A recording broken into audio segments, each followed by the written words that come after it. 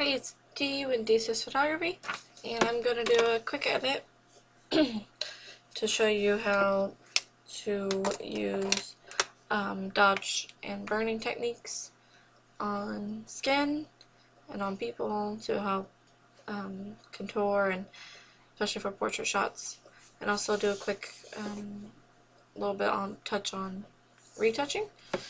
Not much really, I mean the basics.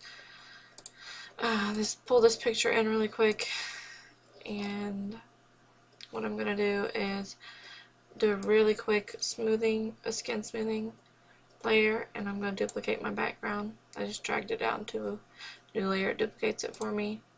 I'm going to use a high pass filter technique. There's multiple ways to smooth skin. It's best to find out what works best for you. Let's put it at 6.6. And then I'm going to change the blend mode. I'm going to actually change it to hard light. And as you can see, it looks crazy sharp, which is good for sharpening. We're not trying to do that. So I'm going to hit Control I, which inverts my entire layer. And now you see it's kind of blurring it out. But it's not as super smooth looking. And if it's too much, you can go to blur, filter blur, and use a Gaussian blur. And actually, when you put Gaussian blur over a inverted high pass filter, it counteracts it, so it pulls back some of that sharpness. As you can see, if I pull all the way up here, it will get rid of, oh well, there it isn't. And give it time to think, but the higher you pull up, the more you'll pull back on retaining the details. So just play around to figure out what you kind of want your skin to look like. We'll do around 3.8. Give it a second to run that all over. And I'm going to hold Alt while hitting my layer mask, and it creates an inverted layer mask really quick for me without me having to mess with it. I have a soft white brush set at 80%, and we're just going to run it over the skin just really quick. And if you have portraiture or something like that, you can run your portraiture over and do your retouch that way. Then the next thing I do is create a new layer, and I touch up on any blemishes.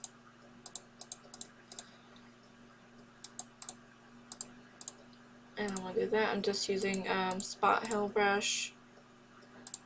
I actually have sample all layers selected, but if you do that, make sure nothing is above it or it will look a little funky. And I'm just kind of clicking on the little spots and blemishes that look off a little bit, like the wrinkles in the forehead. She just got done, I think, on this one right before here we were wearing a headband. Alright, so just really quick little spots that you want to just quickly correct them. The next thing I'm going to do is create another blank layer, and I'm going to grab my dropper, grab a color directly under the bags, not the dark part, the lighter part. Set my brush to 20%, and lightly brush under the eyes to help get rid of those bags. And you can reselect the color over here if needed.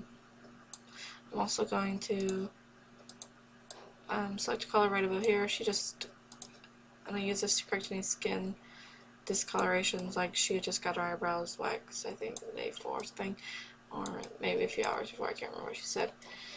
So it was a little bit different color there.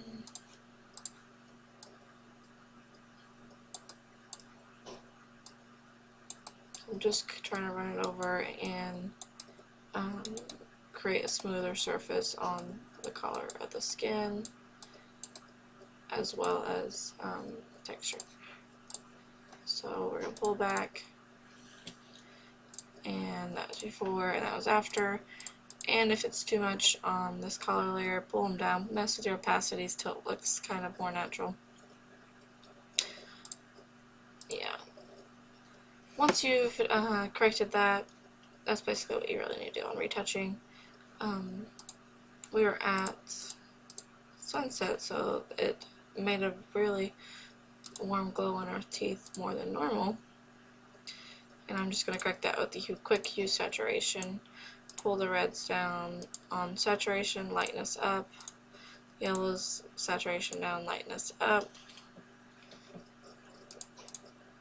Not hit that button I just hit. I'm going to hit Control I with the layer mask selected. Inverts it really quick for me. Get a brush. It's at 20% right now. And I'm just going to brush only on the teeth. And making sure I do not touch the lips, or it will discolor them because I chose red as well. As you can see, it's just a little slight difference, but exactly what I need it to be. The final thing I'm going to do is my dodge burn, which is something I utilize in most images I do, which is create new layer, set it to either soft light or overlay. I do overlay. It's just figure out which works best for your type of image or vision you're trying to achieve. I start out with 30%. I brush black, which would be burning. I don't use dodge burn tools because they're slightly destructive, and where's that? There it is. And you can play with it, but I like to just have a nice blank layer and not a pixel layer or anything like that to work with, so that I can quickly delete it. So where's my black brush? Black on here will burn it, white will dodge it, so I'm going to just quickly burn this background at, let's say 30%, yeah, that's generally what I start with, and I build up as needed. And I'm set to overlay. Like I said, you can do soft light as well. Soft light's a little bit more subtle.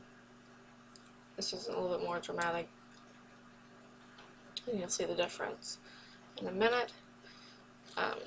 When I do the face, I go down to 20% for burning. And if you know anything about how to contour faces and stuff like that, read up about it. There's some charts and stuff which show faces and where you contour and where you highlight. I'll just go over here really quick. The places you want to contour are right here on the cheek line, right under the apples, around the hairline, under the neck, and you can do the lips here,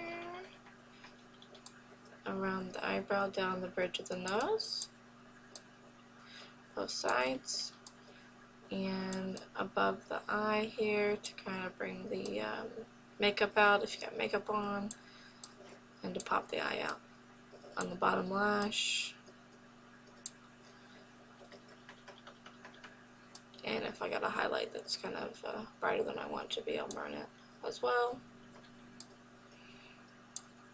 I just mainly burn where there are usually shadows.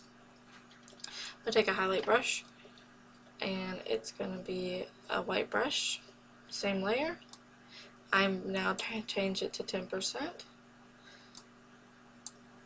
and I'm going to brush where my highlights would be. Sometimes the teeth, that's too bright for me, but we're going to lower the opacity later.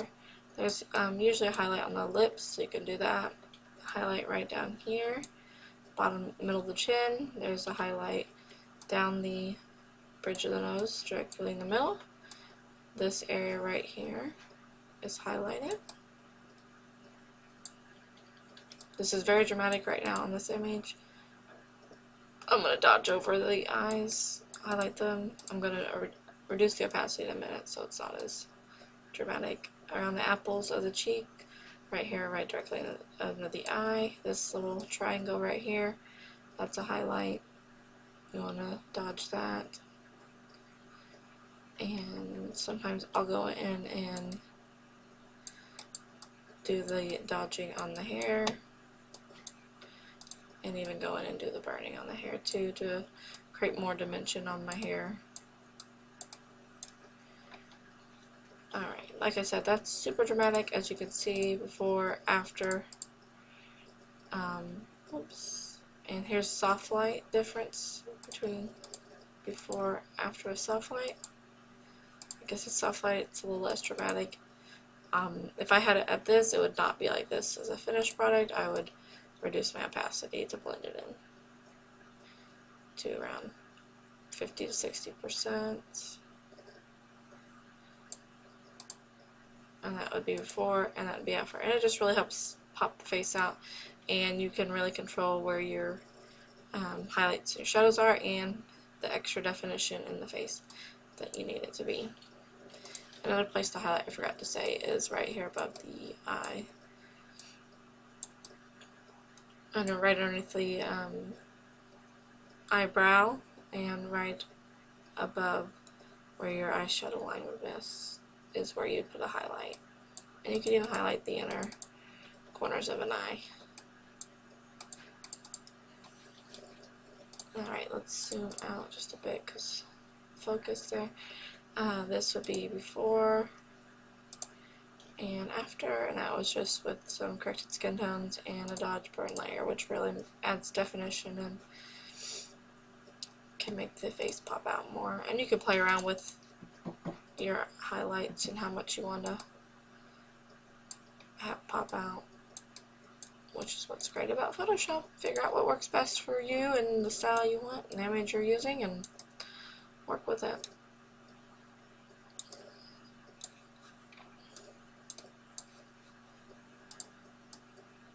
There we go. Alright, hopefully that you guys learned a few new things, and start using Dodge burning in your images, because it is really one of my favorite tools. It helps make the face pop out, helps make the image pop out. You can control really where the focus of the image is going with just a few little brush strokes. So thank you very much.